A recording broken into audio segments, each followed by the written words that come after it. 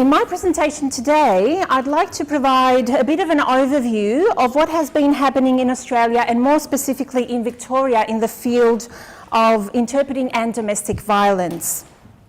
Now, issues surrounding this field have been brought up in different reports and academic literature as well, but in different fields of study and practice. But very little has been done until very recently, specifically in interpreting studies. So I'll start a little bit with some background.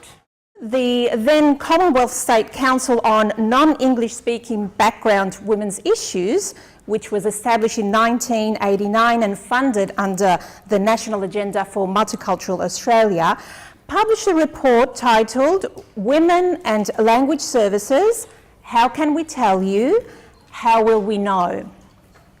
And then, 2 years later, a series of agencies providing services to women, including the Centre Against Sexual Assault, the Royal Women's Hospital, and other agencies as well, found that their capacity to provide quality services to women was compromised by a range of factors that were related to interpreting.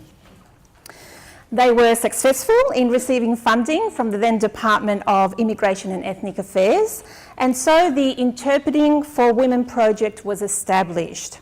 And the research report was published by Marie Pardee in 1995. Now, some of the issues highlighted by both reports will maybe, some of them sound familiar by what you've heard this morning by Maribel, were a high frequency of complaints about confidentiality, punctuality, poor language skills, and the lack of specialist knowledge in areas of, in a different range of areas, and including domestic violence. Another issue that was reported was the lack of training for service providers on how to work with interpreters. I think that's a little bit familiar to most of us here, and we'll see that how that's happening as well now. Also, the lack of training for interpreters in human relations, identity issues inherent in interpreting, and the impact of gender and gender issues on communication outcomes. Now, in regards to ethics, it was also reported that the recommended code of ethics for interpreters was, and I quote the report, remarkable for not mentioning women's needs, which was seen as a fault and should be rapidly rectified. We've got Ozit here. Has that been rectified? Passing the ball. Okay, we'll see.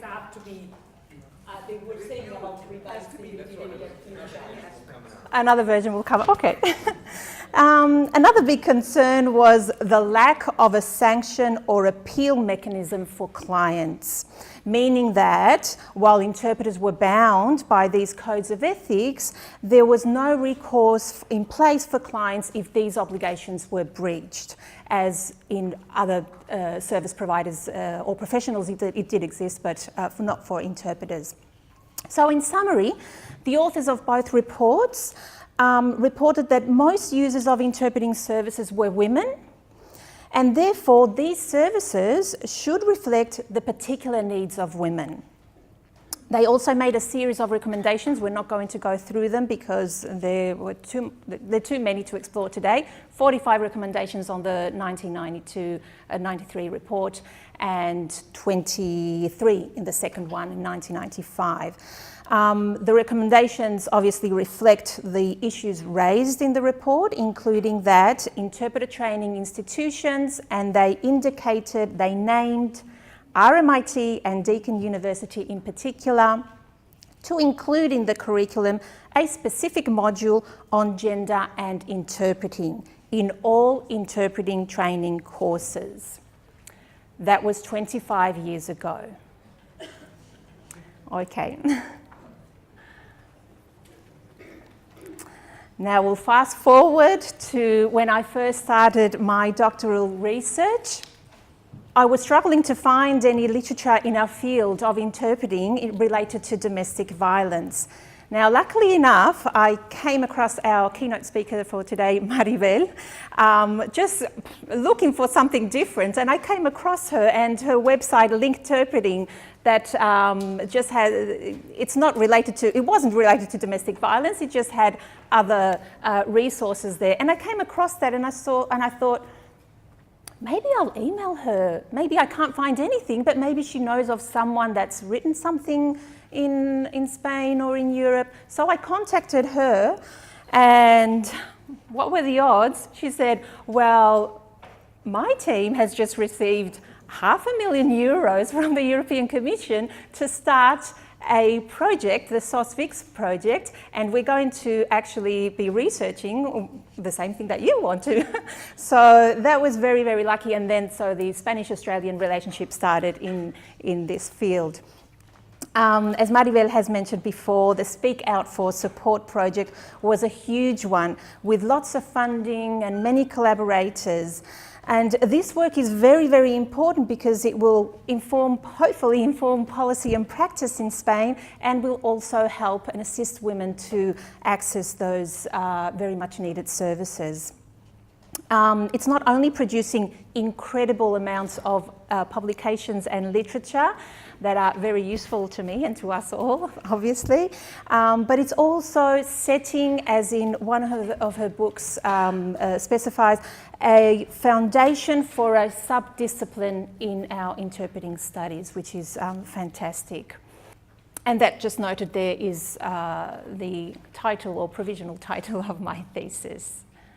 Okay, so what was my project all about? I'll just give a brief summary of the project. So as a practicing interpreter working in the area of domestic violence, like many of you, I wanted about a whole range of issues arising from the interaction of women, service providers and interpreters, such as did culled women fully access services?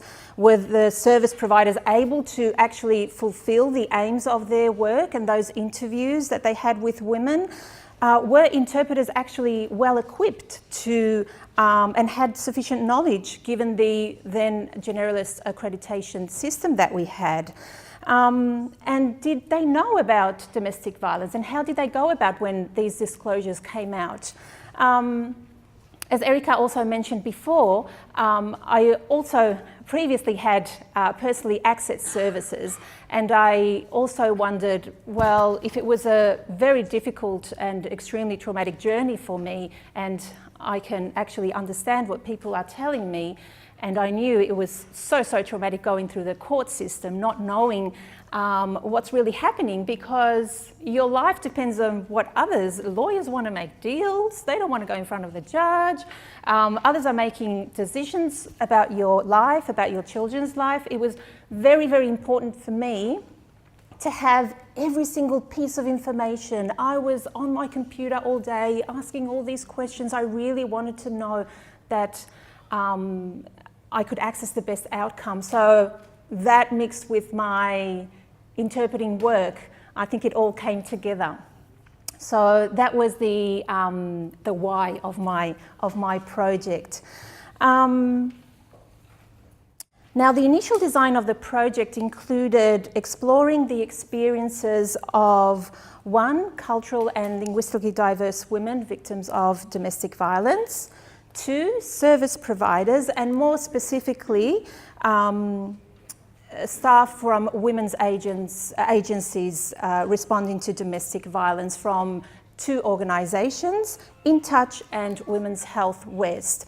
Now, of course, I wasn't able, it was just out of the scope of this doctoral research to explore voices from police, from legal, from other fields of work. So we'll leave that for further research.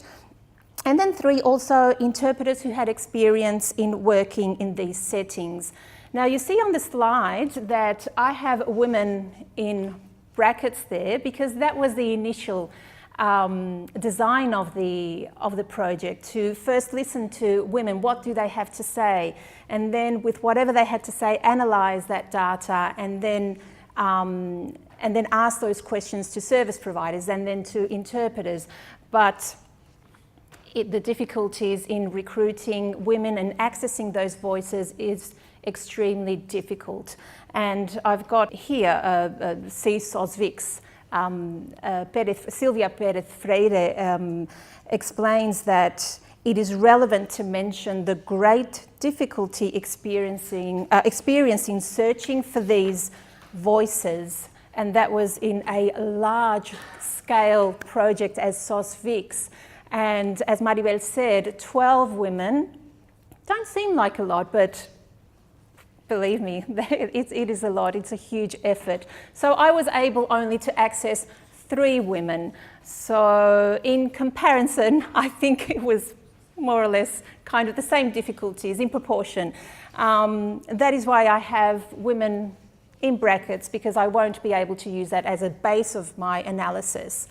And also to highlight the need of further research to access those voices and those experiences of women. So I wanted to find out whether the current situation meets the needs of women, service providers and interpreters, and also whether there is a place in Australia for specialist training for interpreters working in domestic violence contexts. I'm not going to go into too much detail in what the issues or the findings are. First, because you will find some of them very similar to what Maribel this morning has been talking about and presenting. And I find it quite curious how the interpreting or the language service system in Spain and in Australia, how different it is. But you say, Maribel, that there's not professional interpreters. There's not a system in place in Spain. We've got professional interpreters here. However, the issues are very, very similar, kind of the same. So I won't go too much into those. So two main themes of issues, of findings, and they have to do with structural issues and training. By structural issues, I refer to how the system is set up and how it works in terms of the provision of language services. So availability, so difficulty to get on-site interpreters for a whole range of reasons, like language availability, lack of female interpreters. A big one is lack of funding. So when women's services and agencies run out of funding for face-to-face interpreting, then they have to go on to telephone interpreting, which brings a whole lot of issues as well. This morning, I think somebody talked about we need to know more about telephone interpreting and the particularities that type of interpreting has, and I totally agree. That is completely right. Telephone interpreting was a huge aspect that was discussed in the interviews and focus groups that I did. Continuing with telephone interpreting, the big concern was, imagine the situation of a woman in crisis. It takes a professional sometimes half an hour to get through a telephone interpreter.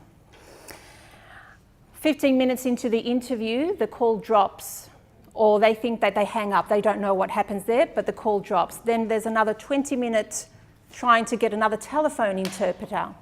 Obviously, they won't get the same interpreter, so they have to start from scratch again.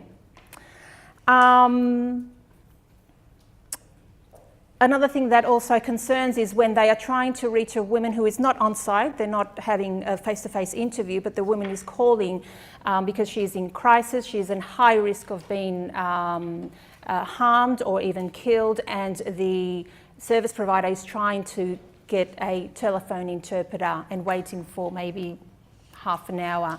And also with on-site interpreters, they feel that sometimes they have to wait weeks to get an on-site interpreter, depending on the language or whether there's female interpreters available. So a big, big thing with telephone interpreting. one interpreter for both parties for obvious reasons. This has a huge effect on a range of aspects and affects all parties, including interpreters. Some of the things that interpreters said about this, and I quote them, "It's wrong, it's a linguistic disaster, an impossible situation, and it makes my job very, very difficult." And service providers say that, describe this as supporting the perpetrator through the system. Now, recommendation 158 from our Royal Commission stipulates that the Magistrates Court provides booking to interpreters for every party when an interpreter is required. But this doesn't only happen at court. How many times, I know I have been interpreting for both victim and perpetrator in other settings, like child protection, even at homes, family dispute resolutions, mediation, and all these kind of other settings. So it's not only the courts, it's in many other settings where we are interpreting for both perpetrator and victim. And again, as Maribel pointed out, same interpreter for ongoing sessions. That was also a big one by service providers, by the few women that I was able to interview, and interpreters. Interpreters said that it was very helpful. They noted, they knew it was helpful for the women, for the service provider to build that trust, but also for their work. So they have a big, not only an understanding of the journey, but also in terms of traumatic experiences, then if they were able to follow the journey of that woman, then that would they could close that and not left out there thinking, what happened to that woman? I interpreted for that woman once or twice, I haven't known. So it plays, it's important for many different reasons, isn't it? And in terms of court bookings, service providers, these case managers that accompany women, reported that normally problematic interpreters in relation to ethical breaches are known to the court, but despite their complaints to the court registrar, they are still rebooked. Other structural issues are the lack of an effective feedback system for clients and service providers, including telephone interpreting, because apparently they don't get a booking number when they do telephone interpreting, and they were unable to then give any feedback whatsoever. The lack of an effective debrief system for interpreters. We'll see later on, Dr. Miranda Lai is doing some research on that as well. Effective debrief system for interpreters, and that was raised not only by interpreters but also by service providers. And one important one that takes us to the next section of training was a lack of registry of specialist interpreters in domestic violence. That was an idea that came from interpreters and also from service providers, but mainly from interpreters. Under the theme of training, we have two categories that came up: interpreter training and service provider training. Under interpreter training, we can divide this further into 4 areas which form the foundations of Erica Gonzalez's model of professionalism. And these 4 pillars are technical competence, professional ethics, role and boundaries, and contextual knowledge. So issues I really don't want to go through them, just mindful of the time as well. But I have highlighted role. And role for both interpreter and service providers. Nobody knows the work of each other. There is a big misunderstanding. Interpreters don't know what's the purpose of that interview, why discourse and pragmatics is so important, the how of asking questions, not only what is that you're asking for. That is a big one. Also, distorted perceptions of impartiality. Again, this morning we talked a little bit about the code of ethics. But if we don't know what impartiality really is, then it's very difficult to apply it. So interpreters are making professional decisions on a distorted perception of what impartiality is. And impartiality doesn't mean, we were talking before, is empathy addressed in our code of ethics? Actually, I think it is. But it has nothing to do with impartiality. Impartiality is something totally different, so we need training in that. And also service providers, they don't know about our work. They have received no training in working with interpreters. They don't know what it actually is, you know, when they tell you, just say the words that I said, why are you taking so long? But they also appreciate when they have interpreters that are actively involved and they can explain all those cultural nuances that they don't know, but they are very, very important for making those risk assessments. Accuracy and completeness is very, very important, but it's difficult for interpreters. They were saying that it's difficult to be accurate when you don't know how to deal with disclosures of trauma. It is very, very difficult.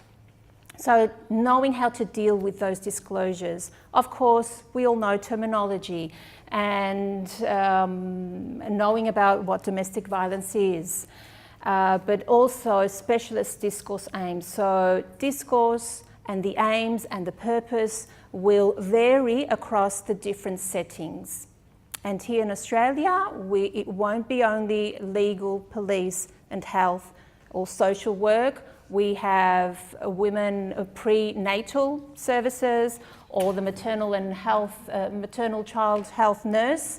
They do quite a bit of screening there, and there's a lot of conversations regarding domestic violence in those settings. So it's not only those. Centrelink interpreters said that domestic violence is a very common topic to talk about in Centrelink. So all those.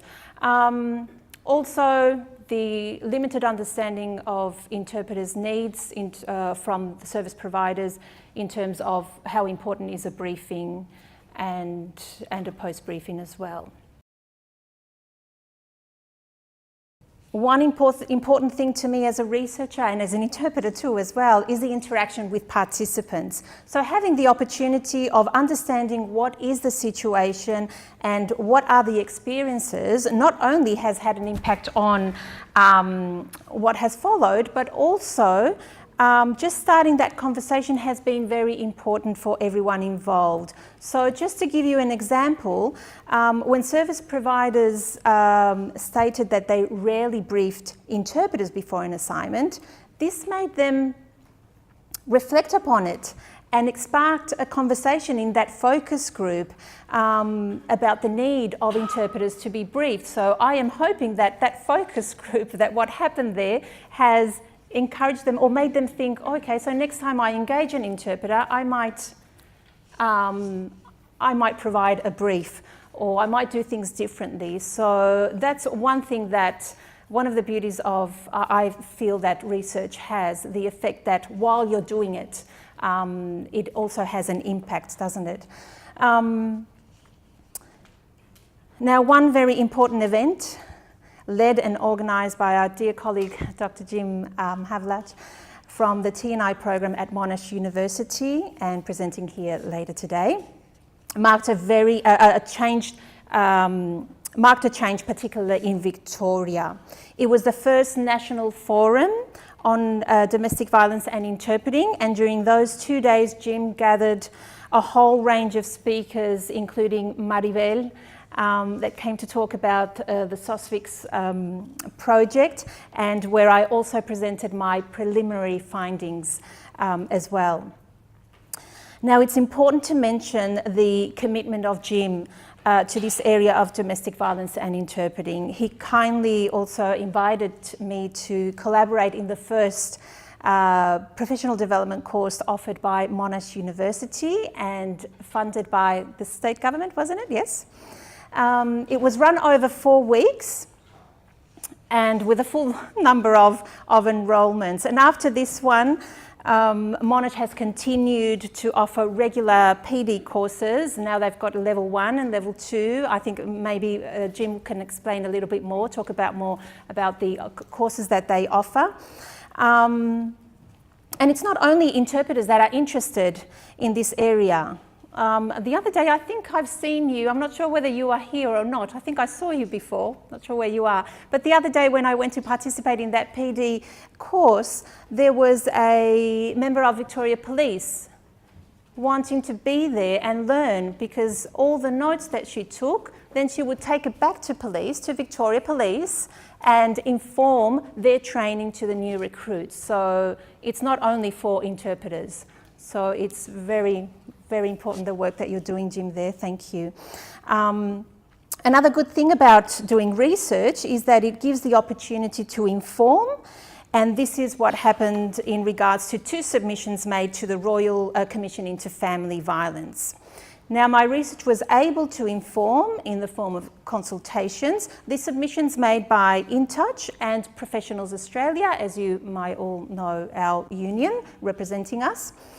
Now, the Royal Commission's report concluded that interpreting services in the area of domestic violence was inadequate. We've read and heard that already. And that it is a barrier to access justice. And a great concern was that there was no compulsory domestic violence training for interpreters. Now, this is very important because we got 6 recommendations out of the Royal Commission related to interpreting 6,